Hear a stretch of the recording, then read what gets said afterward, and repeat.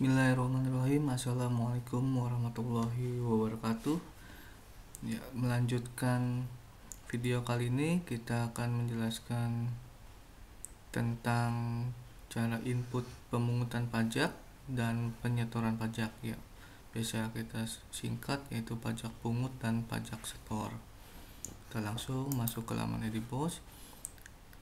Masih lanjut ke laman sebelumnya. Setelah tadi kita melakukan input realisasi belanja, sekarang kita bisa melakukan input pajaknya.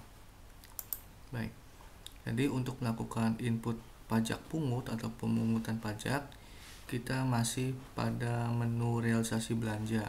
Nanti mana-mana belanja yang ingin kita pungut pajaknya, nah, kita langsung bisa melakukan pemungutan pajak. Contoh di sini misalkan, ya, di sini ada dibayar pengadaan alat tulis kantor rutin, di sini sebesar 18 juta, maka kita bisa pungut pajaknya dengan cara memilih pungut pajak. Ya. Kalau sudah, kita bisa menambahkan, ya, pajak apa nih yang ingin kita pungut. Karena tadi adalah ATK, maka yang kita pungut adalah PPN. Kita klik PPN nya, kemudian klik tombol simpan. Nah, setelah memasukkan jenis pajak apa yang kita pungut, kemudian kita ubah datanya untuk melengkapi. Yang pertama, silakan nomor BKU dan nomor bukti Bapak Ibu isi sesuai dengan data yang ada.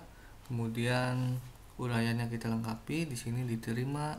Nah, untuk mempermudah kita bisa copy ini.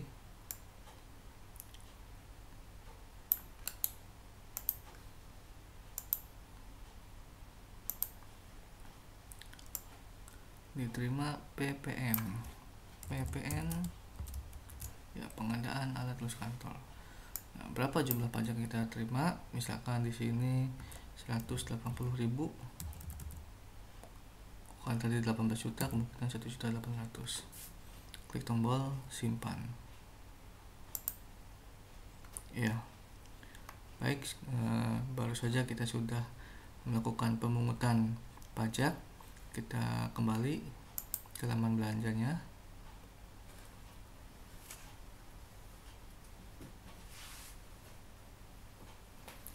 Ya, setelah kita melakukan input pajak pungut, maka akan muncul di sini info bahwa belanja ini sudah ada pajak pungutnya, ya, sebesar 1.800.000. Ini mempermudah kita untuk mana-mana belanja yang sudah dipungut dan mana-mana pajak yang belum dipungut. Oke, setelah melakukan pemungutan pajak, kita dapat melakukan penyetoran pajaknya. Ya, jika pemungutan pajak, maka nanti yang tampil di BKU-nya adalah mengikuti dari belanjanya. Nanti setelah belanja, di bawahnya langsung adalah pemungutan pajaknya. Nah, baik, kita langsung saja mencoba untuk melakukan penyetoran. Di sini contoh pajaknya dipungut tanggal 2 Maret. Nah, kita akan coba setor di bulan April misalkan. Kita masuk ke penyetoran, kemudian kita pilih submenu penyetoran pajak. Kita pilih nama sekolahnya.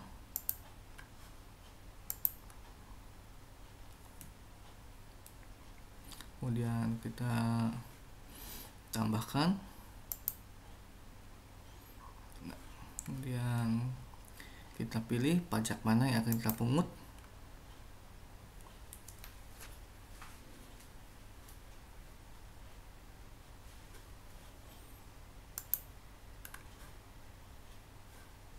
Ya, nanti pajak-pajak yang sudah kita pungut dari menu belanja semuanya akan tampil di sini.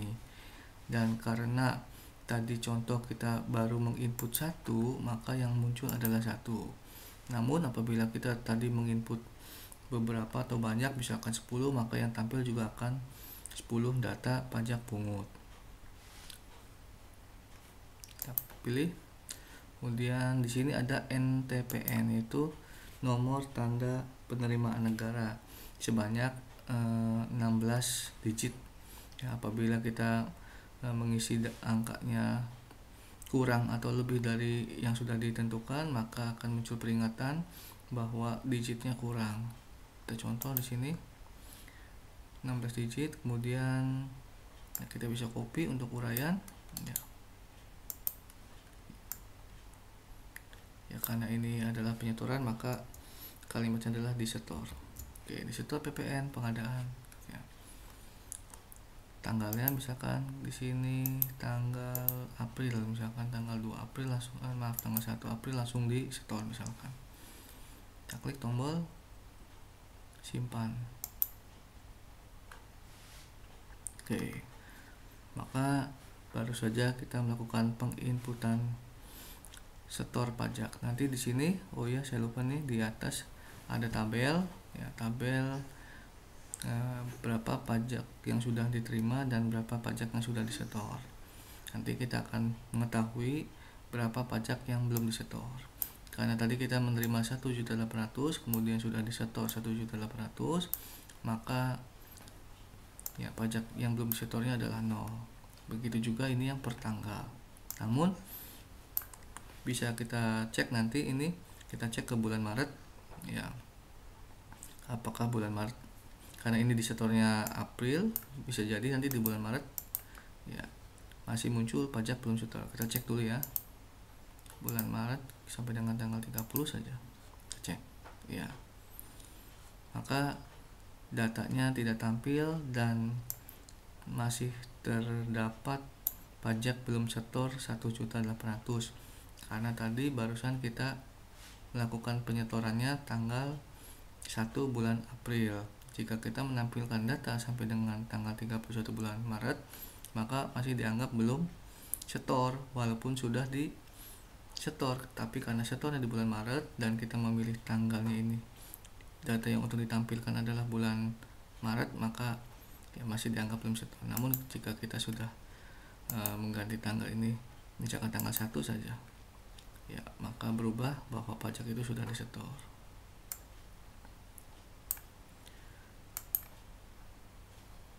Dan jika kita melakukan tambah data lagi ya, kemudian kita pilih pajak pungutnya ya, pajak-pajak yang sudah kita setor, sudah kita input setorannya, maka tidak akan tampil datanya. Kita tunggu sebentar ya, ini kosong. Nah, jika kosong berarti tidak ada pajak pungut yang belum disetor. Berarti kita sudah selesai melakukan penyetoran pajak. Jadi kita tidak kebingungan nih mana-mana pajak yang belum disetor. Oke. Baik Bapak Ibu sekalian, demikian penjelasan tentang cara input pemungutan pajak dan juga penyetoran pajak. Mudah-mudahan penjelasan yang singkat ini dapat dimengerti untuk membantu dalam penginputan penatausahaan belanja di laman Edibos. Mohon maaf bila ada kata-kata yang salah. Saya ucapkan terima kasih atas perhatiannya. Saya akhiri dengan ucapan alhamdulillahirabbil alamin, wabillahi taufiq wal hidayah. Wassalamualaikum warahmatullahi wabarakatuh.